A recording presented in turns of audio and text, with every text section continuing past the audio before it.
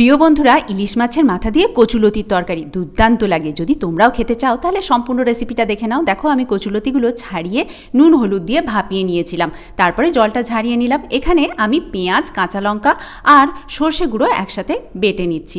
সর্ষেটা আমি কালো আর সাদা সর্ষে একসাথে নিয়ে গুঁড়ো করে রেখে থাকি, আর তা থেকেই আমি নিয়েছিলাম 2 চামচের মতো। তার সাথে মশলাটা বানিয়ে নিলাম। মাছের মাথা ভাজা তেলের উপরে মশলাটা দিয়ে নুন হলুদ আর মশলা জল দিয়ে ভালো করে মশলাটা কষিয়ে নিলাম।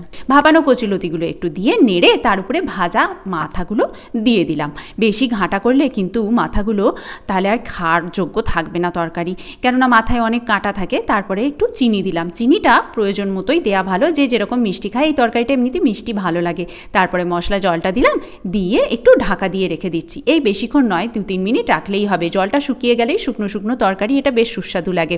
ব্যাস, ইলিশ মাছের মাথাটা জাস্ট একটু ভেঙে দিলাম যাতে সবার পাতে পড়ে। তৈরি হয়ে গেছে, এবার আমরা খাচ্ছি।